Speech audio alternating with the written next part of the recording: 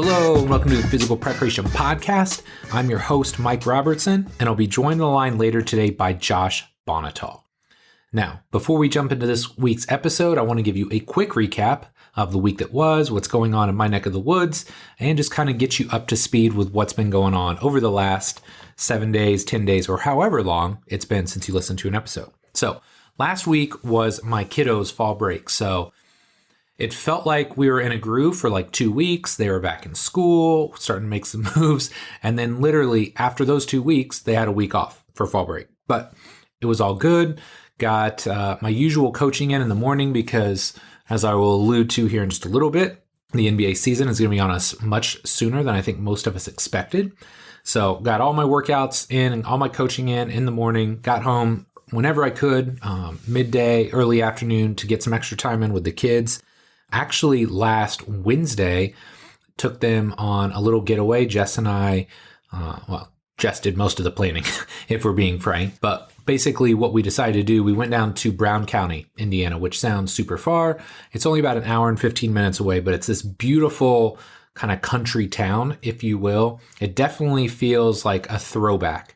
Feels like you should be 30 or 40 years in the past because the Wi-Fi service there is super spotty. Everything is within walking distance. So if you get a hotel or if you stay at like a bed and breakfast, you can literally walk to restaurants and shops and coffee shops. I mean, it's a cool little area and it just feels like kind of old timey Indiana, if you will. So it was really fun to take the kids, got a little hotel down there, got to go swimming, heated pool. I mean, I always joke around. We could go to the Marriott like 15 minutes down the road. And if you're in a different bed and they have a pool, it feels like you're on vacation. So kiddos had a great time. We went swimming. They had a little miniature golf course out back, which, I mean, both my kids, but especially Kate, just loving the mini golf. And then got to go out, do a little shopping, not just there, but there's a huge outlet mall. I joke around, but I literally never go shopping for myself. And it's generally for something black that I wear to work. So whether it's jackets, pants, shorts, like the Edinburgh outlet mall is pretty sweet because they've got Nike and they got Under Armour. So got some shopping done. It was a productive trip and overall a pretty fun week. Like we didn't really go anywhere other than that, but it was just good because we found stuff to do around here. The weather was really nice. So all in all, a pretty successful fall break. They're back at school now, which is probably a good thing because I think my next month is going to be even busier than expected. We got kind of a curveball thrown at us. A lot of the NBA guys that I work with and guys that are kind of on the cusp of getting there were under the impression like they weren't going to have to go anywhere until maybe January. A lot of the rumors that were going around was that the NBA may not start until end of February, first week in March. I'd heard as late as late March. They were really going to try and get fans in the stands. Now it looks like we're looking at a very sharp turn or change of events where now they're talking about the NBA starting before Christmas Day, which is just mind-blowing to me. They're talking about December 22nd, which would effectively give us 3 to 4 more weeks of training. I mean, some of these guys just got out of the bubble and have just kind of started getting ramped back up. So it's going to be a whirlwind for the next month, but man, I'm excited. I want to see these guys play. I'd love to see them just get in a normal routine again. So excited for them, excited for the next month, and just get as much high quality work in over that time as we possibly can. The weekend, nothing too exciting there. Checked out a farmer's market, went to get some family photos done. If you have a family, especially little people, you know how that's always a roll of the dice. What is the weather going to be like? Is it going to be sunny? Is it going to be windy? Is it going to rain? Luckily, we got them in. It was a little bit chillier than we had expected, but we got some beautiful fall leaves and fall colors.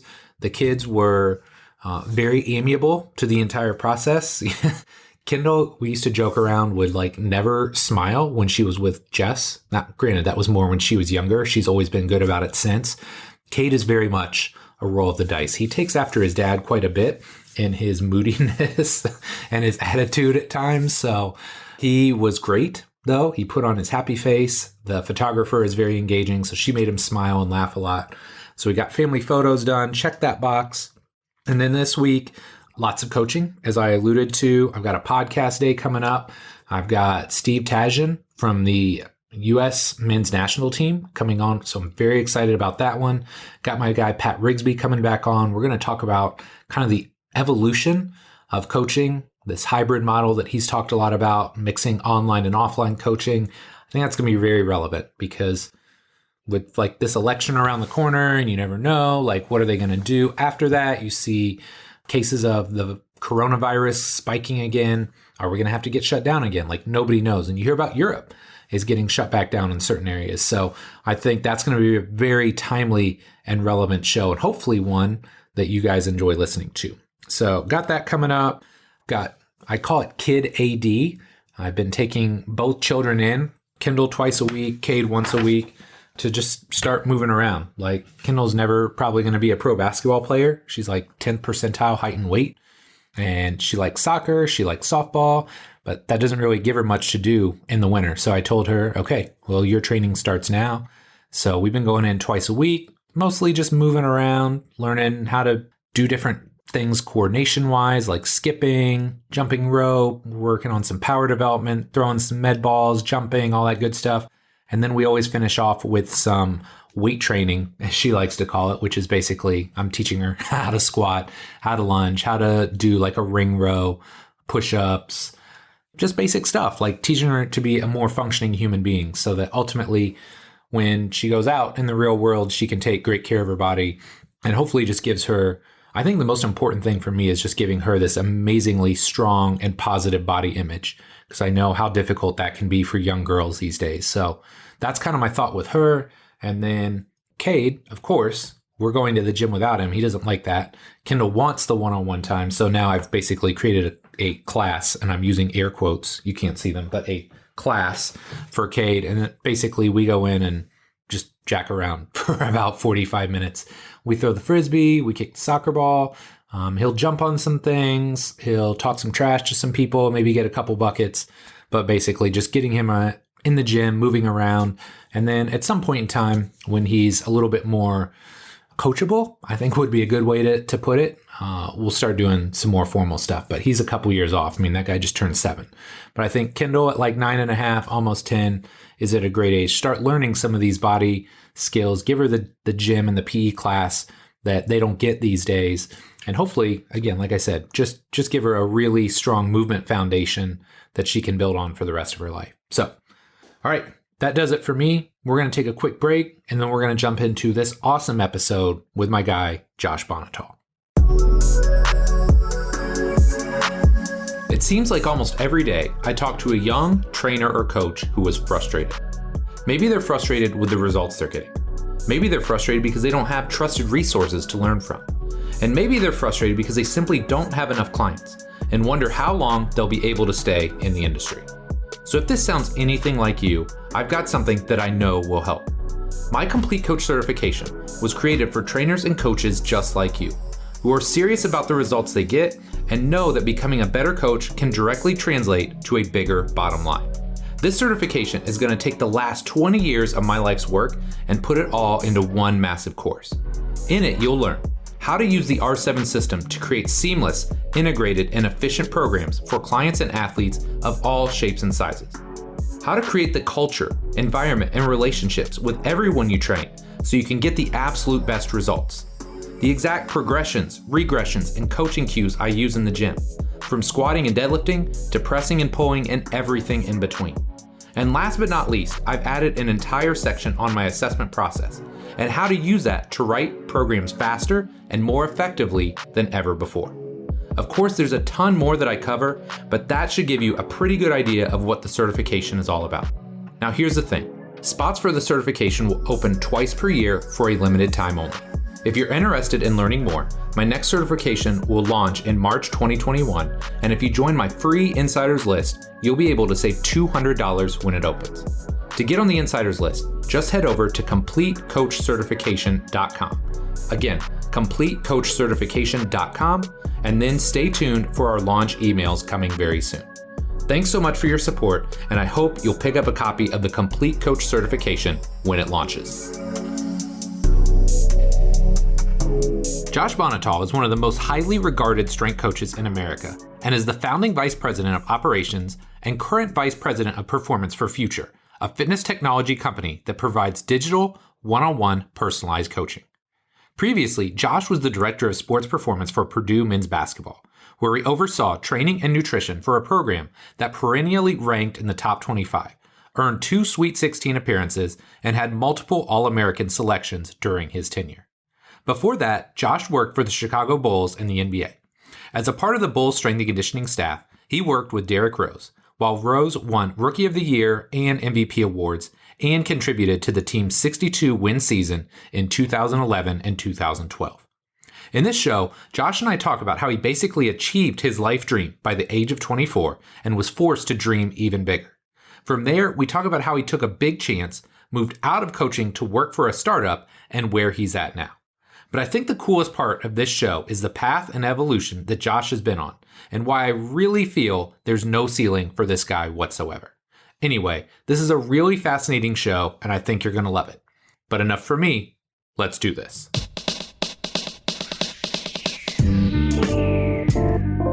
Josh, man, thanks so much for coming back on the show here today. Really excited to have you back on. Could you start by just telling us a little bit about yourself and what's going on with you?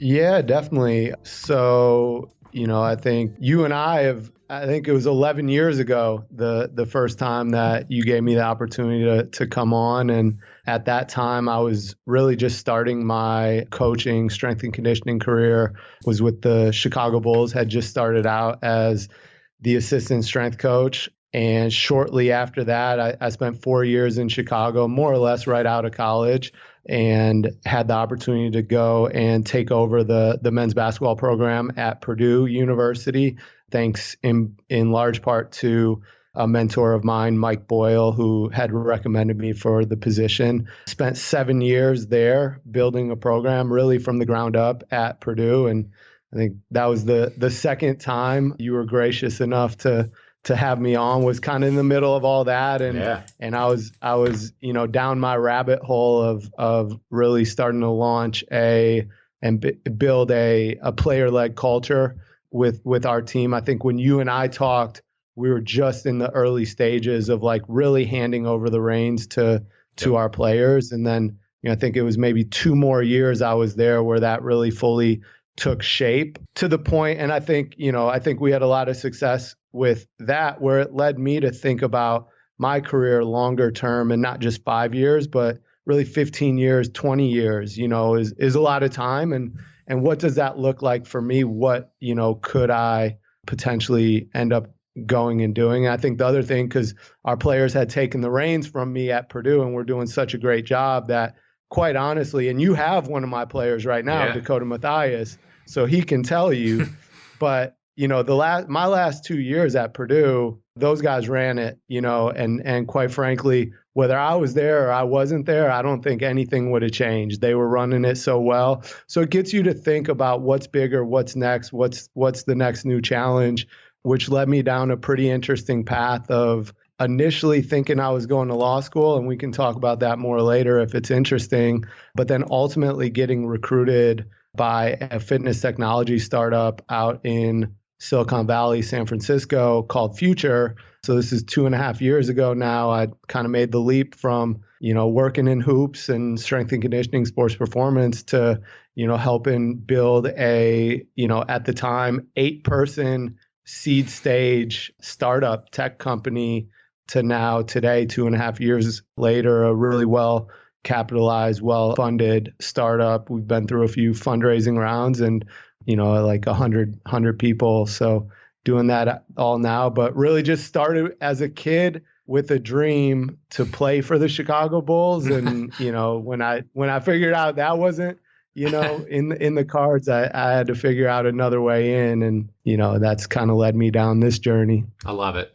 So talk to me about this, man. Like, you spent how many years with the Bulls, including your internship? So 4 years in total. So 4 years with the Bulls, 7 years at Purdue. That's 11 years in basketball. Man, I would assume, like, if you got bored at Purdue, you could have had your choice of a lot of other jobs out there. So what prompted you to, like, do this total 180? I remember when you told me you were taking this job. I think it was at our summit. You told me, like, bro, I'm taking this job. Like, I can't believe this. I'm moving to San Francisco. I'm like, what? Yeah.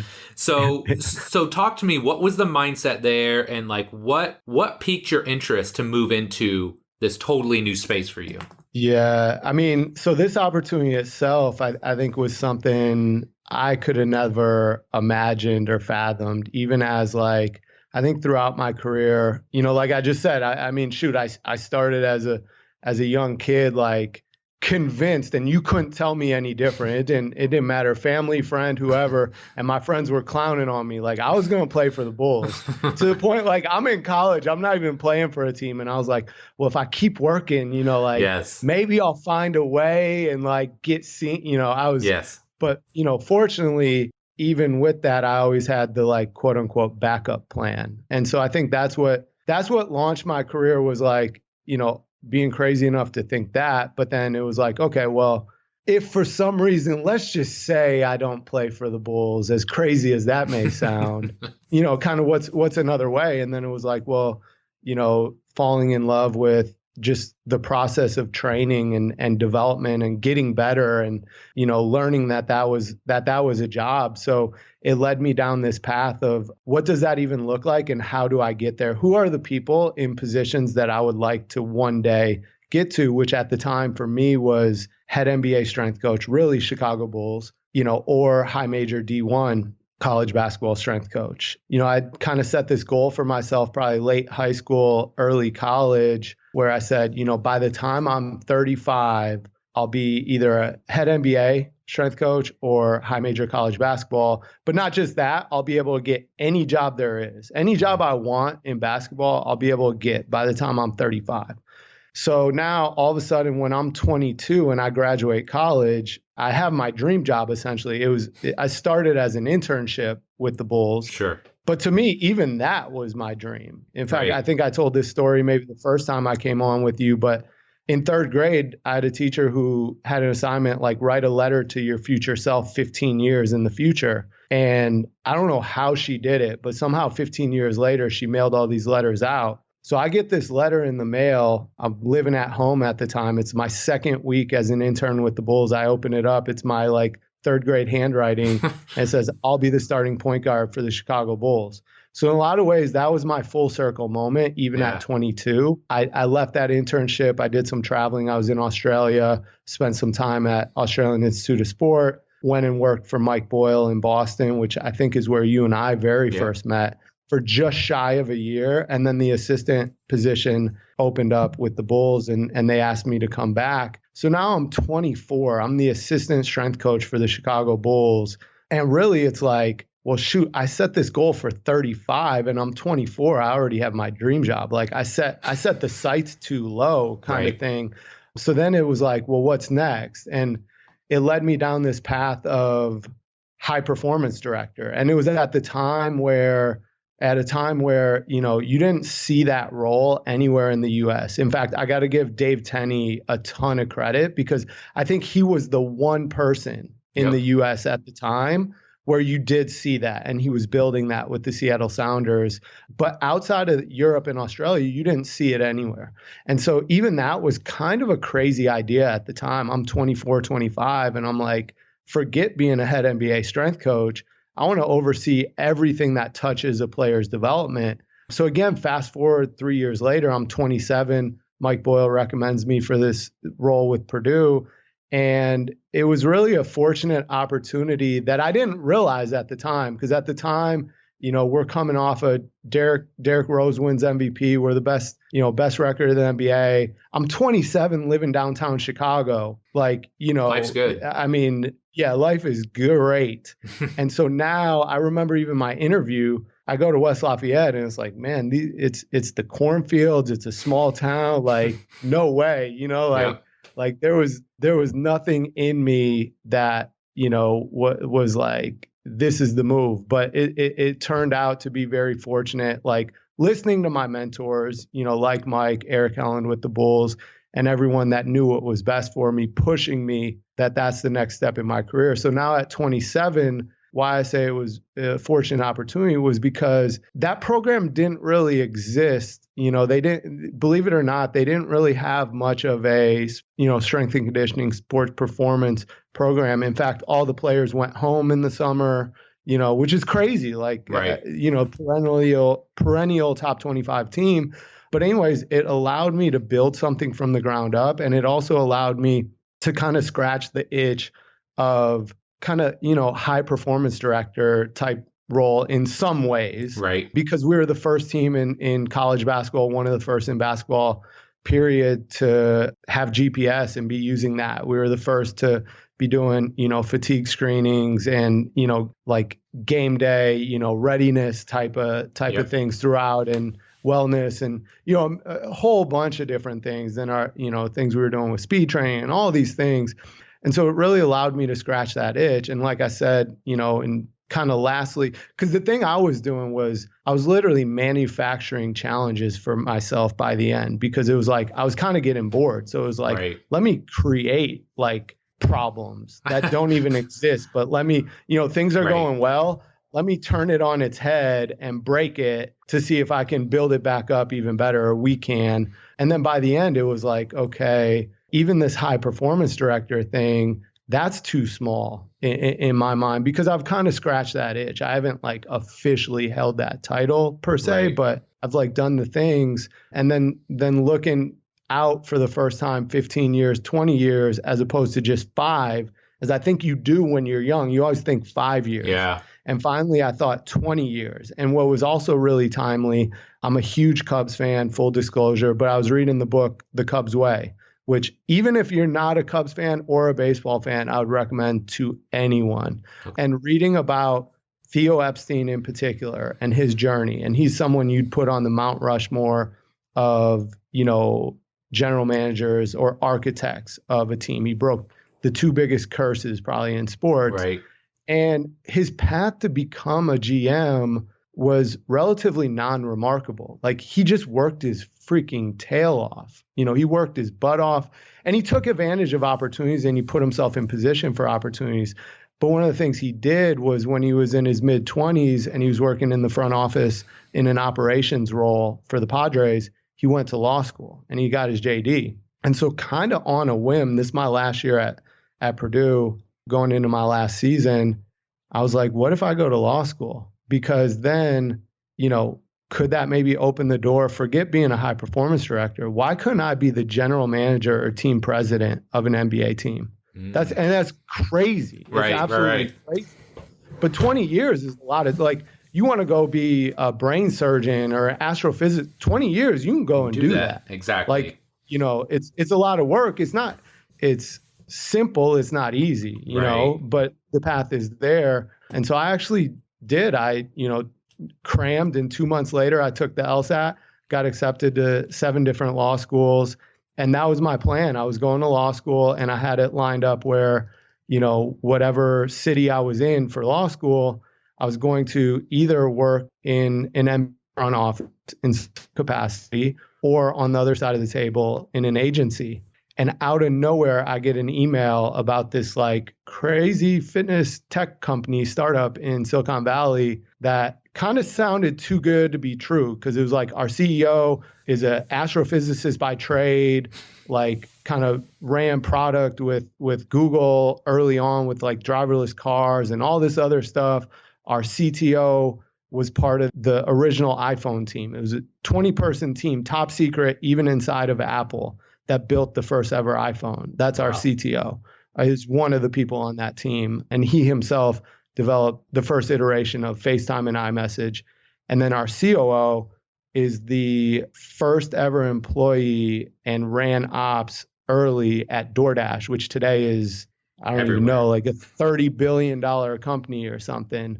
So my first reaction is like, man, I'm being like catfish. Like, this is, they're going to ask for my account, my bank account or something. But, I was in a position where it's like, let me see, what this is even. And it was probably a 2 to 3 month process, getting to know my co-founders, being fortunate myself to have a really strong decision-making circle, in particular, some close friends and colleagues who've been very successful in the tech and startup world.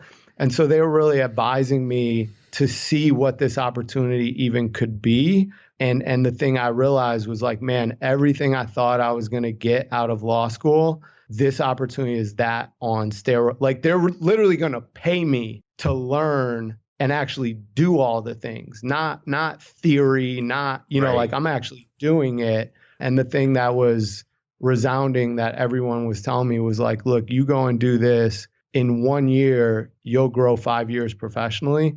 And even credit to, my CEO who was recruiting me and our COO at the time who was recruiting me, they told me point blank, they're like, Josh, look, come and do this with us. Help us build this thing for a year, 2 years. And even if you hate it, whatever. Now, if you have your own idea and you want to build something of your own, you want to start a company, you want to, do whatever, you're going to have all the relationships with venture capitalists, investors, all of these things where now you can go and do that. And the thing they said to me, which always stuck with me, was out in this world, VCs and investors, more than they invest in ideas and products, they invest in people. So if you come, you take this bet on yourself, 2 years from now, you might have your own crazy idea. You're actually going to be able to go and do it. So it was like, man, let's take this leap. And it was definitely, that first year was definitely the hardest, of my life. So, it's been a crazy ride. I love it. Okay. So talk to me about Future. And anytime I say the name, I just think of the rapper, not just your platform. Yeah, but talk to me, like, what is the app all about? A little tougher. Yeah, that's right. But what's the app all about and how is it designed to help its users? Yeah. So I'll start with the vision because I think that gives context to what we've built to date and where we are now, but ultimately what this becomes. Because I think it's very easy from the outside to look at it and go, oh, like that's cool. It's, this digital personal training app or it's an online training app. But really the vision is it becomes so much bigger than that. The ultimate vision is, when we're successful, we fill this void that exists in our country of preventative healthcare. And so, I think where we started, and this is really a tribute, this is our CEO, who our, founder, who it's his vision and the problem space that we're trying to solve for.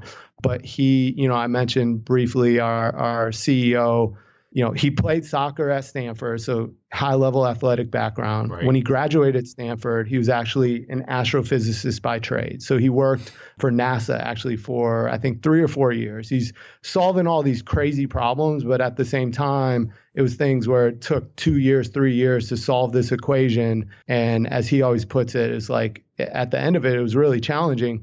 But there's 5 people maybe on this planet who even understand or care about the thing that he just solved. And so that led him kind of down his path where it's like, I want to have a larger impact, like kind of on the world and people especially. So first he thought that was Google. He ended up at Google where he was kind of running product in Google, reporting to one of the co-founders, Sergey. And then he realized that wasn't it. That's too big of a company. Went on, started his own company called Soch. That got acquired by Postmates. Ran product inside Postmates for about a year and then left, got into venture capital investing himself for about 1.5 years, 2 years. Was particularly interested in the fitness and healthcare space. And also he was seeing a lot of it because his wife is a really high level doctor in the UCSF hospital systems. And what he kept seeing and even hearing about, founders talk about is this void that exists in our healthcare industry today in that everything is reactive. And so you have all these chronic type conditions, obesity, diabetes, heart disease, that's trillions and trillions of dollars every year going into these things. But today it's not until the point at which your doctor can tick a box because you already are obese or you already have diabetes. And now they tick a box and now you qualify for all this care and coverage and, probably medication. But at that point, it's really too late. It's not, but it is. But it's like, well, what if something was done about this, well in advance, and I think when you look at the problem space, the first thing you see is 70% of our country is obese or overweight. So 7 out of every 10 people, which is alarming. When you think about it, though, you actually realize you're like, yeah, unfortunately, that seems about right, which is, it's sad. And then when you look a layer deeper, 80% of our population either is not active enough or at all. 8 out of 10 people. And so, that's where you see this epidemic of all these chronic type diseases. And when you look deeper, it's not for a lack of content. In fact, we're overwhelmed with content and high quality content. There's amazing brands and gyms and products and apps and coaches, amazing.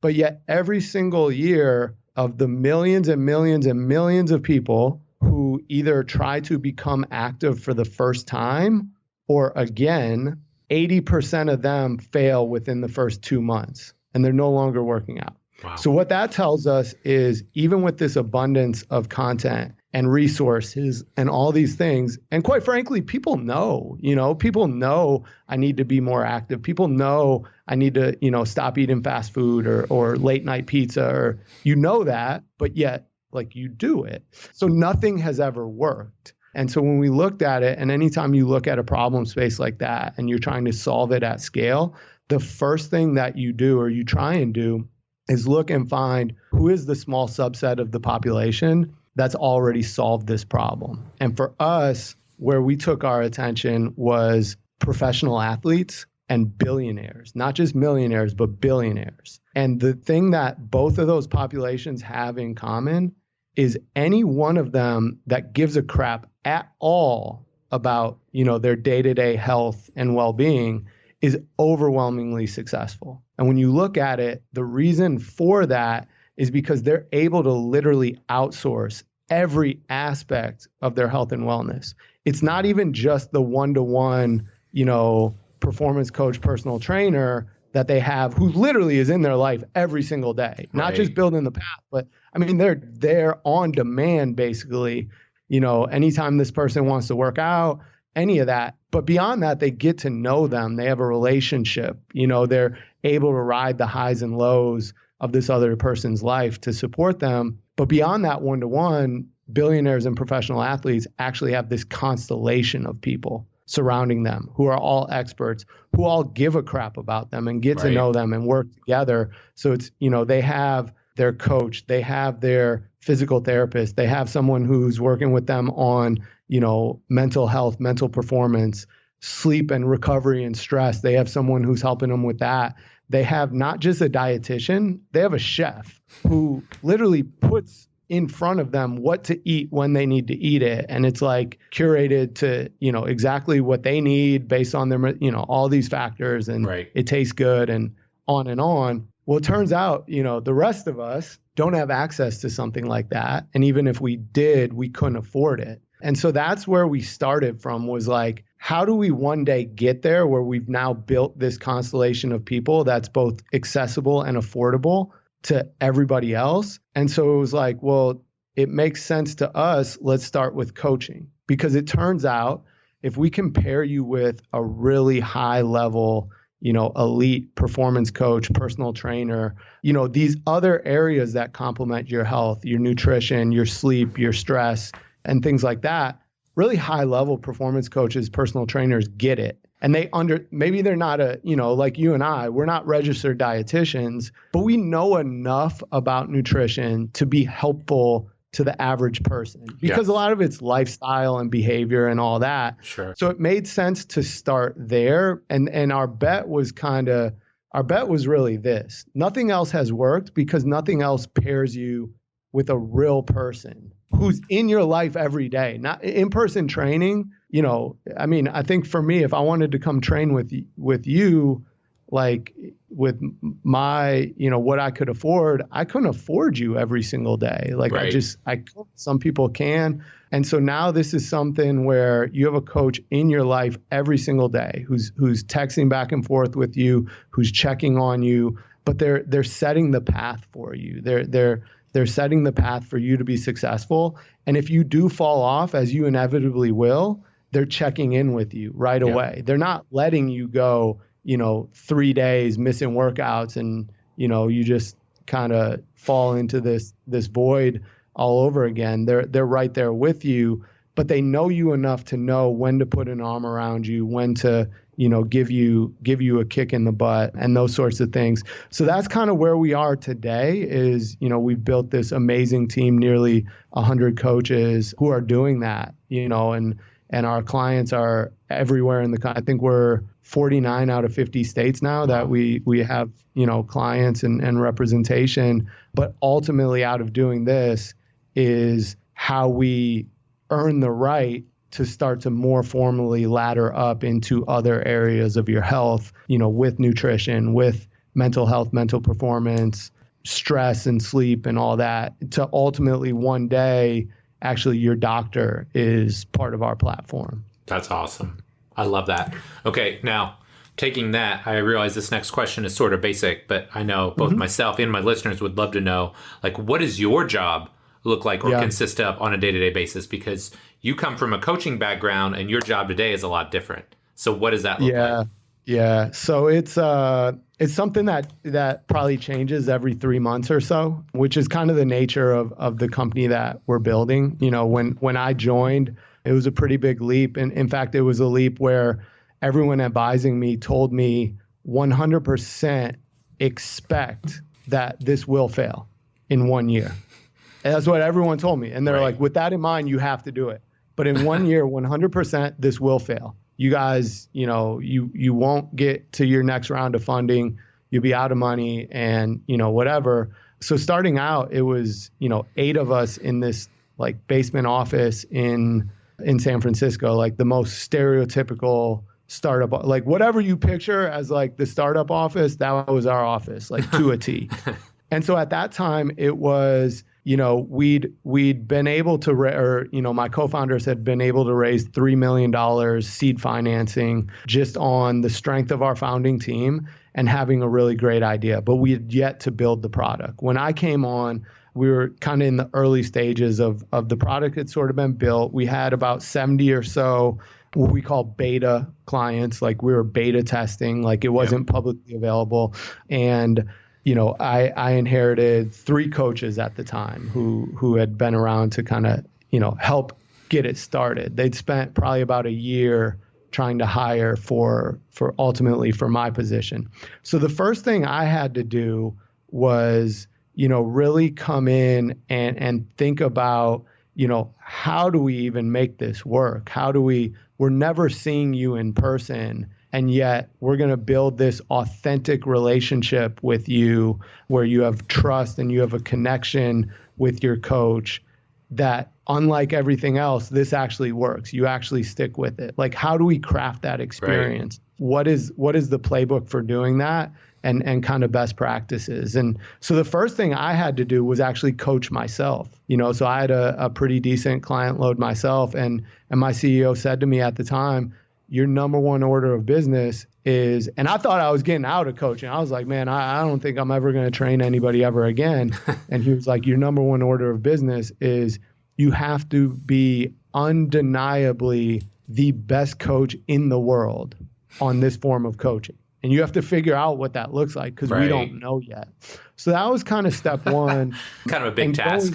Yeah, right, exactly. Just be the best in the world at this. Right, exactly.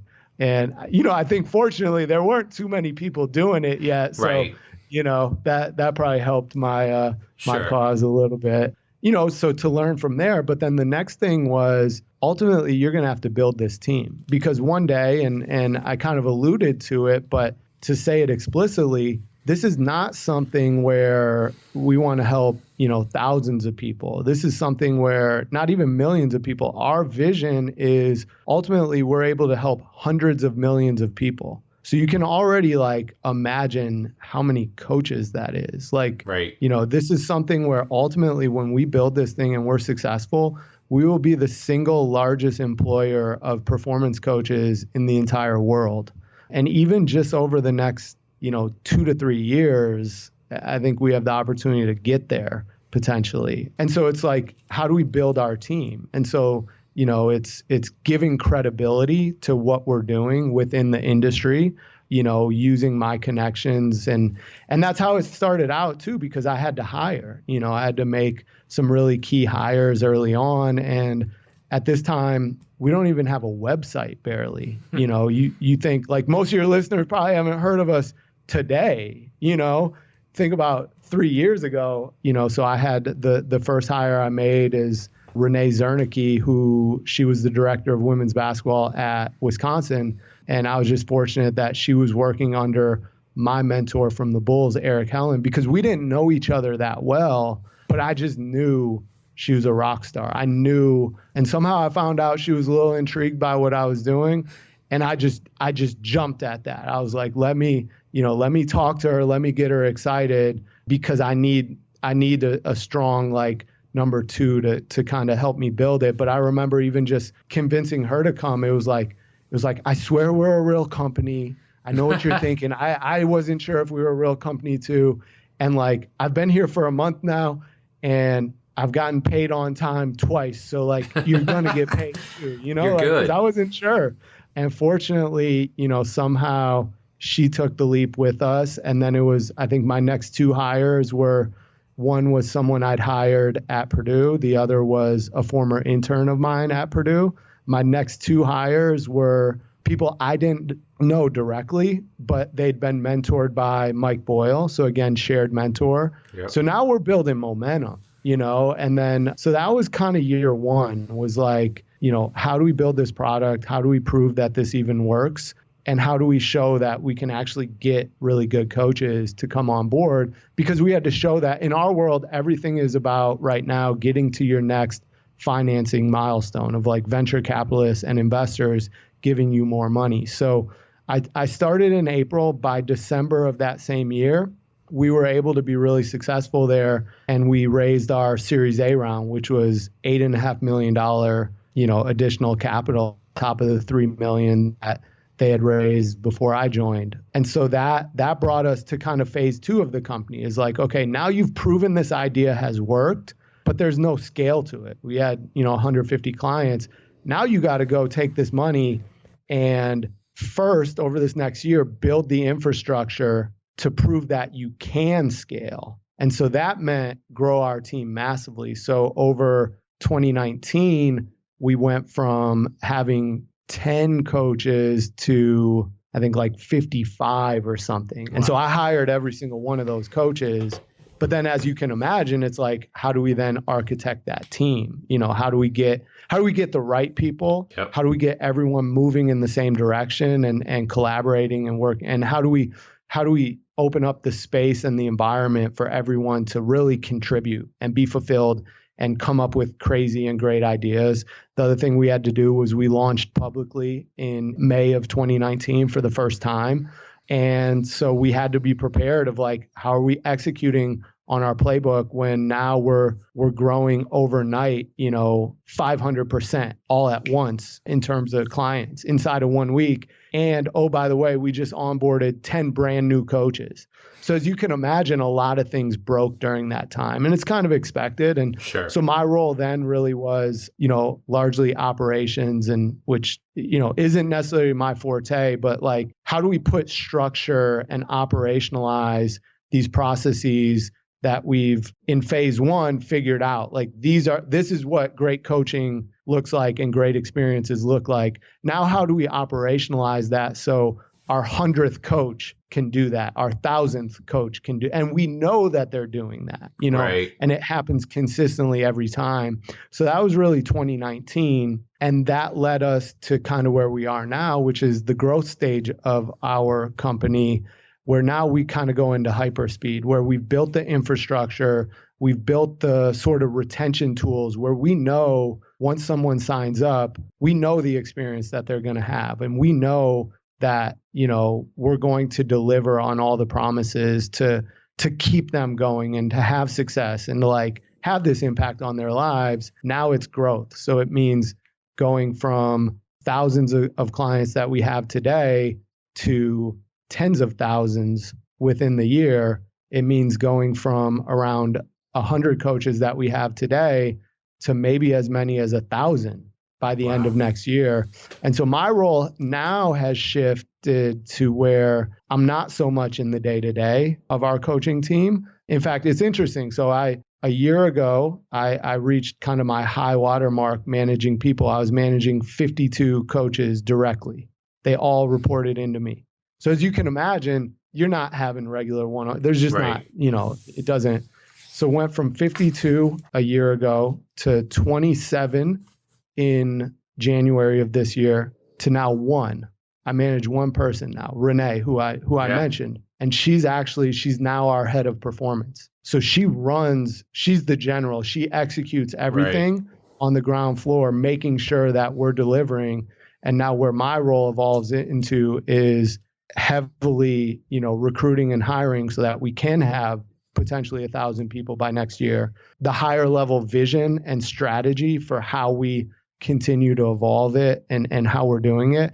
And now because it's growth stage, the other two things I do are high level brand partnerships, starting to work on that stuff.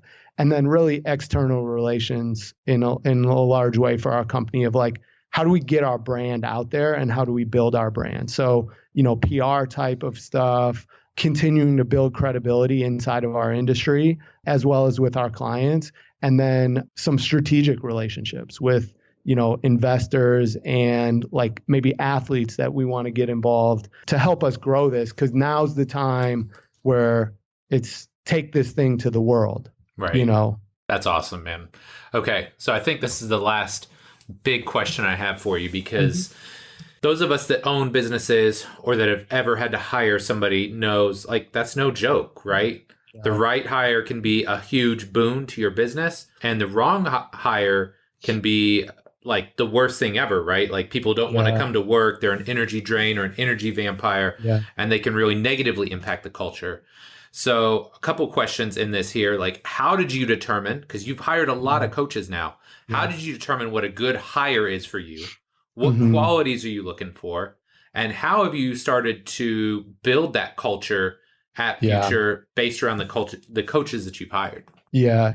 So, I think the very first thing that you have to do is there's no cookie cutter set of values. So even the things I'm going to share right now, they may not be the values that make your company successful, but they are the values that I believe make our company successful. And so for us, and I think the thing that you need to do anytime either you're building a program somewhere where you're going to be hiring, and even interns is a big deal. Like any hire you make is going to have a tremendous impact on your program or your business. It's up to you to do everything that you can to make sure that that impact is a very positive impact, because otherwise it's going to be a very negative impact, but it's going to be one or the other.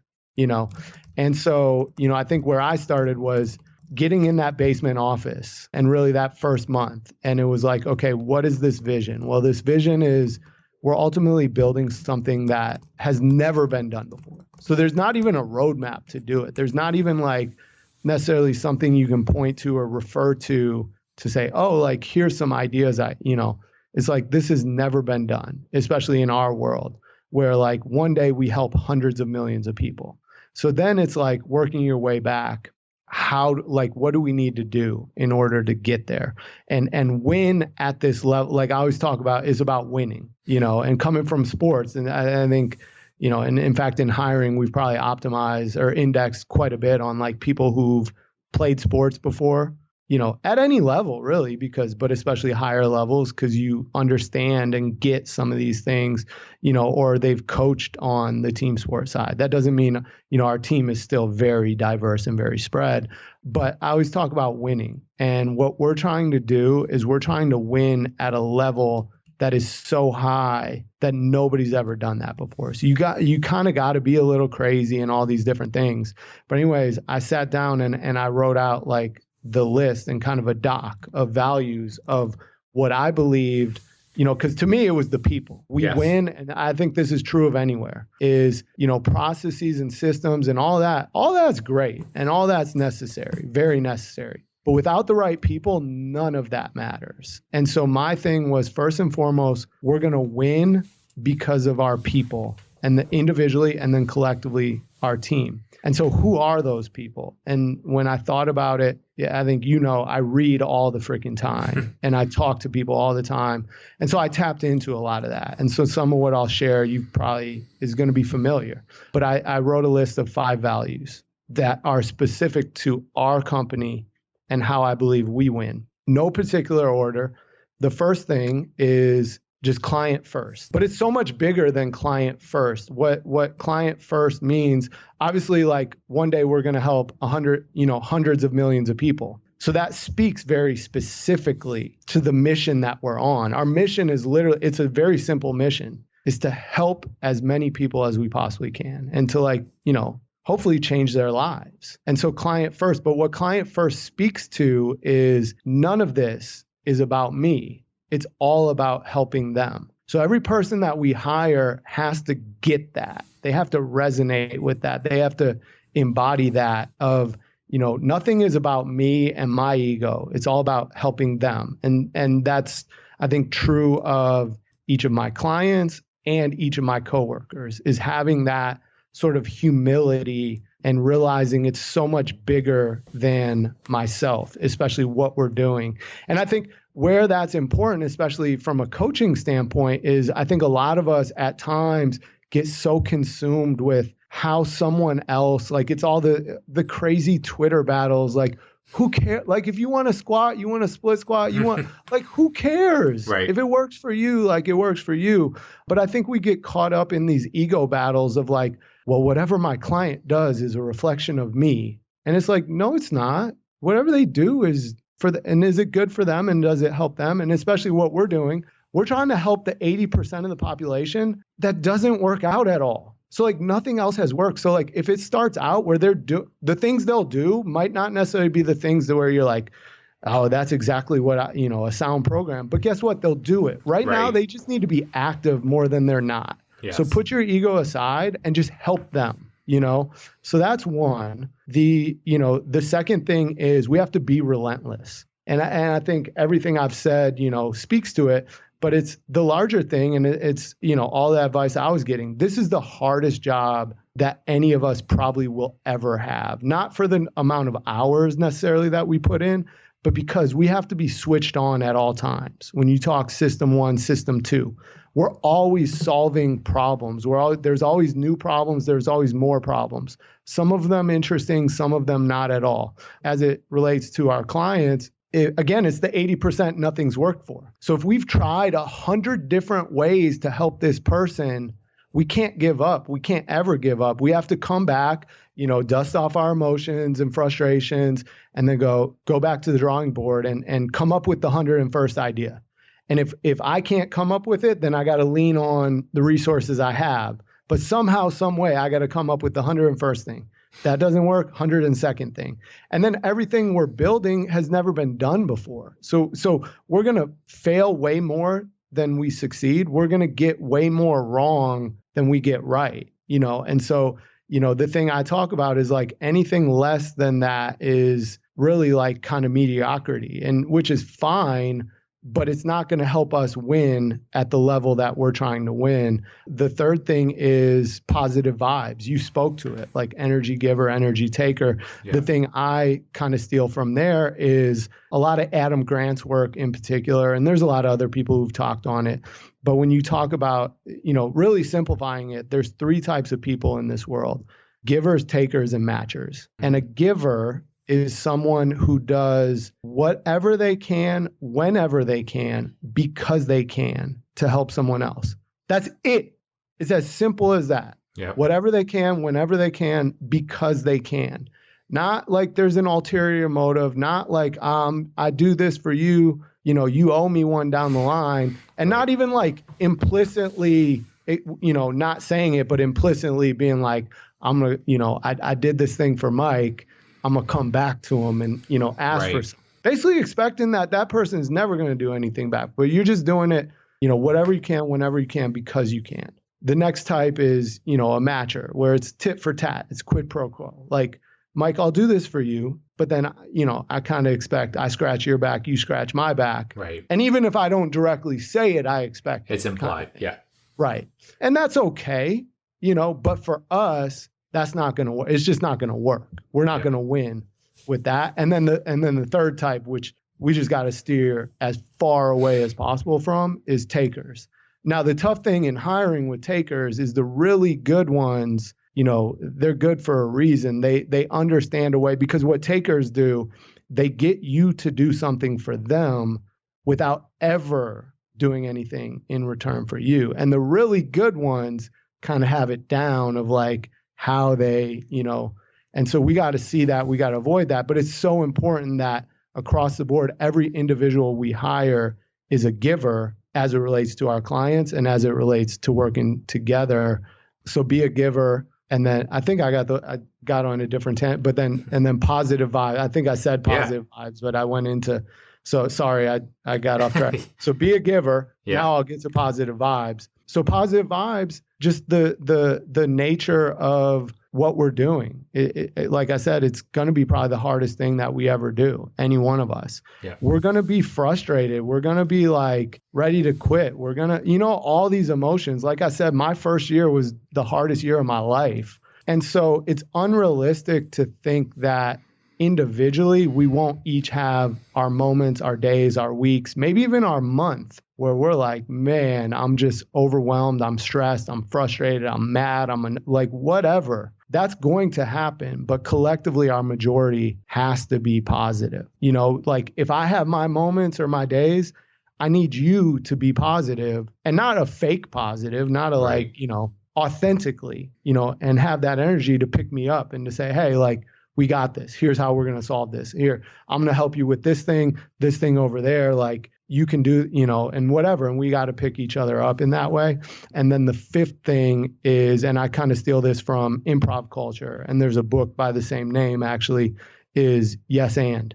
So we have to yes and each other, and we have to embody that. And what yes and is, if you think of it in the pure improv context, anytime you do an improv scene or you've seen an improv scene, the really good ones, why they work is because every single person up there, it's not just you by yourself. It's, 5 people, however many people. Every person up there has to be in the moment and open to everyone else's idea and what everyone else does and what everyone else says. You have to be in the moment because you got to be listening. You got to be present, and you got to be open to it, because if you have your preconceived idea of how this scene is going to play out, but the person in front of you talks and they say something that's a total 180 from what you were painting the picture in your head and what you wanted them to say, it's not going to work out. It's going to be a terrible scene. It's like you set up the scene and the first person's like, oh man, it's pouring down rain out there. What are we going to do today? And then you go and you're like, what are you talking about? It's not raining. It's sunny. Like I kind of inherently, I said, but like I challenged your notion. Right. And like that makes for a terrible improv scene, that it doesn't work. I have to maybe even I thought I was going to go with a sunny day for the scene, but you just said it's raining. So I have to just go with that. And I'm going to say something crazy too. And you're like, man, yeah, like there's literally pigs falling from the sky, like truly pigs, and then you got to or whatever it may be. Right. That's how we have to work together. We have to create that environment where no idea is a dumb idea. No idea is too crazy of an idea, because, first of all, ideas can come from anywhere. And an idea that, may start as a dumb idea may be the thing that gets us to solve this problem that nobody's ever solved before. And you steal that from companies like Pixar, like Creativity Inc. is another great book where I steal some of that stuff from. But we have to create the space where when we're trying to solve problems, everyone on our team is on our team for a reason. And we don't all think the same. In fact, we don't all program the same. We program very different. So not only are we deep, we're very diverse. We have people who have very strong sports psych backgrounds where the programming and writing workouts, they're solid, but they're off the charts in EQ and communication and that. And then we have other coaches who they could break down every like Soviet bloc, like periodization concept on this planet, and then they're like solid communicators, but they're not as, then we have people who've worked with, pre and postnatal and are experts there. And we have people that are experts sports science and all this. So we have such this like crazy diverse group. We have to create the space that everyone feels comfortable to just speak up and share a crazy idea. And like, we don't do that if you share an idea and I go, yeah, I see what you're saying, but, and then I say what I'm going to say, because the second I put that but in there, now it just becomes about who's right. It's about if you're right or I'm right. And it's not about getting to the best idea and solving the problem. And so I think it's been those 5 things together. And in fact, it's crazy. We just had 16 new coaches start all on the same day about a month ago. And that was the most coaches we ever onboarded together in 1 week. Throughout the first month, I kind of do like sort of a debrief, almost with each of them, where I'm just like, hey, how's it going? What are you liking? But more important, like, and I'm interested in that. What do you hate? Like, what sucks? Like, what frustrates you and all this? And it was just crazy because to a T, every single one of them was like, man, the people here are just amazing. Like how everyone is so like talented, so driven to learn and hungry, but also so open to other people and so open to just help and share. And I'm like, man, I wrote this doc in a leaky basement, with nobody, not even a website. And now here we are, we have nearly 100 coaches. And I mean, like a couple of the coaches we just hired are actually Olympians themselves, not coached Olympians. They're Olympians themselves, and they happen to coach. One of our coaches, that we just hired, is the private performance specialist for the entire career for a very, very high level all-star NBA player. And he's saying, so it's not like it's just like, like some of our newer coaches who like, they're early out of college and they're like, oh, it's people that have been some places now and they're saying this and how and we're in a fully remote world. Yeah. And they're like, man, I've never met a single one of our team in person. And yet I've never felt more connected with the people I work with anywhere I've ever been, and it's just like crazy to reflect on and like kind of see that now come to fruition. But we would be foolish if we just rested, because your culture, and that's why I say values instead of culture, because your culture is only what your culture is, not only today, but in this moment. And if you're not constantly fighting, not just to protect your culture, but to evolve your culture, then, it is going to fall apart ultimately. And I think that's also what we've looked at in hiring is I think a lot of people talk about, culture fit. I think we talk about culture add. Like this person's got to add to our culture, not fit our culture. They have to add. They have to challenge our culture. They have to evolve it. They have to help make us better. How does this person make us better? And when you look at, and it's crazy because it's, like I said, nearly 100 coaches, I can look at every single one of them. And if we had the time, I could go through and I could tell you specifically at least one thing, if not 2 to 3, that they're better than anyone on our coaching team and probably anyone in our company, and I think that's how we, like I said, win at this level that no one ever has before. That's cool. All right, man, we're kind of running up against the clock here, but I want to bang out this lightning round. All right. Yep. So amazing depth on those questions. These are fairly short. Your answers can be as short or as long as you'd like. All right. So let's go. Number 1. What do you miss the most about coaching yourself on a day-to-day basis? Mm-hmm. It's just the relationships, and that's me. But, the awesome thing is like, I still have those, like those are lifelong relationships. Yes. So like Dakota, who you coach now, like, I'm still talking to him. I'm still checking on him. I'm still, trying to see how can I help him. And, even his wife is doing crazy stuff. And actually I need to bug him a little bit more because I'm like, hey, like, is there anything I can do to help Gabby? But, I think when you do it for the right reasons, it becomes about family. And so I see, all those people I coached and coached with, not just coached, with the Bulls and at Purdue, it's family and family's forever, So that's the piece. Yeah, I love that. I love that.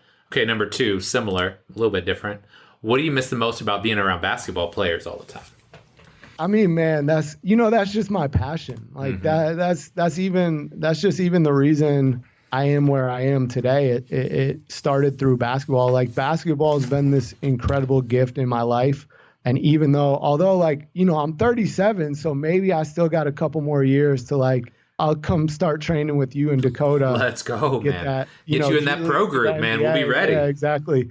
But in spite of not reaching the ultimate childhood dream of playing in the NBA, basketball has just given me this incredible gift of, learning how to lead and build teams and a culture. And it's opened doors for me and opportunities. And so anytime I'm back around basketball, before everything shut down, I went to Chicago for NBA All-Star Weekend. And I think always, no matter what, no matter where I end up, even that weekend, I was like, I just feel at home. This just feel you know what I mean? Yeah. So I think it's that, but it's the amazing thing is what basketball has given me to kind of leverage all of those things to continue to grow. And for me, it's been to continue to grow my platform, to have a much larger platform, to help so many more people. Sure. And so many more excellent and driven people reach, heights that they probably never even dreamed of themselves. That's awesome, man. That's awesome. Okay, number 3, I'm going to have to change this a little bit because the original question was, what's your favorite thing about living in the Bay Area? But you're kind of doing this nomad lifestyle thing right now. So what's your favorite thing about that? Yeah, I mean, it's just the freedom and flexibility right now is awesome. I'm naturally an introverted person. I've learned to play the role of an extrovert as needed, but naturally I'm introverted. On weekends, all I do is read, and have my coffee and chill, and I'm low key. I do my runs and I do my obnoxious daily deposit that I tag you in half the time, but I'm super low key. And so for me, I love it because, it allows me kind of some of that space to do those things and be with my family and my wife. But also for us, I love adventure, and I love seeing new things, meeting new people, learning, new things. And so for us, it's allowed us the opportunity working fully remote and kind of being nomad for at least this next year. We're kind of bouncing around and living, long-term Airbnbs, different places we've always wanted to go. So next month, we're going to live in Juneau, Alaska for the month, just because why not? And right. When would we ever get that opportunity? So for me, I love it. I love it, man. That's awesome. Okay, last but not least, man, number 4, what's next for Josh Bonhotal? Man, we'll see. I think, I think the really good thing is, and this has been true of my entire time with Future, is as much as my role has evolved, is the interesting thing here is you truly see there's no ceiling whatsoever. There's only a ceiling if you make one, because maybe you solve some problems, you get exposed to some things, but then you figure it out. And you could just keep going down that path and be on autopilot. I think the amazing thing that my CEO, Rishi in particular, has done for me as a mentor is every single time I start to get comfortable, because I think I told you this when we, talked, I was like, man, I kind of thought this would be like building a program. I knew it was going to be so hard, so much work, but then over time I'll figure it out. I'll learn it and it'll settle in and it'll become easy. What's true of this world is that it never becomes easier. It only ever becomes harder. It only ever becomes, more challenging, more work, because you earn the right to do more, to level up. And so the tribute to my CEO is at every stage where I started to get comfortable and I'm like, man, this thing that was really hard, I got it now. And in fact, I'm pretty good at this thing now. It's become kind of a superpower. He sort of unannounced is okay, you're ready to level up now. And all of a sudden I'm like, oh, crap. I'm right back in this world of overwhelmed and what am I doing? And you're sort of are you sure I couldn't just kind of, stay there? And so that continues to happen. And now it's some of building our brand and things that, skills I haven't fully harnessed yet that I'm going to be able to learn and grow. And so what that tells me is I'm exactly where I need to be right now, because there's still much more to learn and contribute, and especially what we're building to like help people externally in the world. But for me, it's bigger. It's the coaches inside our company, like seeing Renee 2.5 years ago take a bet and kind of put her faith and trust in me. And now 2.5 years later, she's literally running our company day to day on the coaching side. That's like cool. That's what gets me fired up. And so it's having that opportunity. But I think ultimately, whenever I move on from this company, this has opened a lot of doors where, I think it's founding my own company, has been something that's always really excited me. Another, with the emergence of the fitness and health technology space, is actually getting into venture capital myself and like investing in different companies, working for, obviously not my own money, right, but like working for a VC firm. And then the third thing, I think there still is that dream of like one day, I'd love to architect an NBA team at the top, just because I have that passion for it. But now it's sort of become even bigger than like the GM or team president, because now it's like some of the relationship I have, it's like they themselves one day are probably going to buy an NBA team. Right. So instead of even like being the GM, why couldn't I be the person that's like their advisor they lean on to help them think about purchasing this NBA team, and then who they hire as the GM, as the team president, and some of that. It's like, why couldn't I even be, in a very small way, but like a small like equity stake in a team, especially the way things are going now, where you're not seeing single ownership groups because it's, $1 billion purchases. So now you have smaller stakes. So now it's like, why couldn't I have an equity stake one day in an NBA team? But, who knows? We'll see. It's the shoot for the stars. And if you miss, you land on the moon, right? That's right, man. I love it. I mean, like we talked about, I think before the show, it's all about dreaming big, right? Yeah, exactly. I love it. Well, Josh, you've been awesome today, my friend. So great to catch up with you. Where can my listeners find out more about you and all the great work you're doing? Yeah, so check out, we have a ton of stuff coming. We just did a big kind of rebrand with our company at Future. It's future.co, C-O is our website. And like I said, we're getting ready to hire hundreds of coaches over the course of this next year. So, any of your listeners that are really interested, you can find more about the performance coaching job on our website. Scroll down to the bottom, there's a little job section. And then for me, I probably need to start doing a little bit more with social media and that, but I have my Twitter account and Instagram are both at @Bonhotal. And I typically like to just put up, a lot of the different books I'm reading and lessons I'm learning and quotes. But I think, this whole wave, a lot of people are doing these threads now. I was thinking, I was like, I got to start doing some of these threads and hopefully give back and share just some of the lessons I've learned throughout my career, as well as the lessons I've learned making such a big kind of career, into an entirely new world. So hopefully I'll find, because I keep talking about it, but maybe this will help me like finally start to put some time into that. Maybe that month in Juno will help you out, right? Yeah, exactly. Well, again, Josh, this was amazing, man. Thank you so much for coming back on. No, I appreciate it. It's always fun to come on, and I'm always humbled, man, that you have me on. So thank you.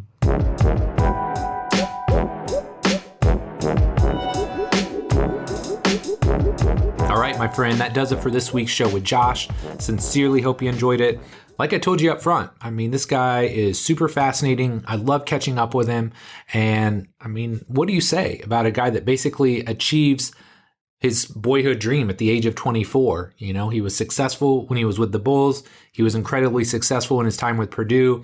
He's making major moves now with Future. And I just feel like there is no limit to Josh Bonhotal. And I'm just really excited to watch him over the next 15, 20 years and see where his career takes him. So if you enjoyed this show, I've got one or two things I would like to ask of you. Number one, if you're not already subscribed, take 2 seconds out of your day and do that right now. Wherever you listen to podcasts. iTunes, Stitcher, SoundCloud, Google Play, Spotify, Amazon Store. We are everywhere. So if you enjoy the show, if you want this delivered fresh into your inbox each and every week, go ahead and subscribe right now. It costs nothing, and I guarantee you it's going to help make you a better coach. Number 2, if you already subscribed, I appreciate it. Thank you. Do me one more favor. Go on to iTunes and give us a rating and a review.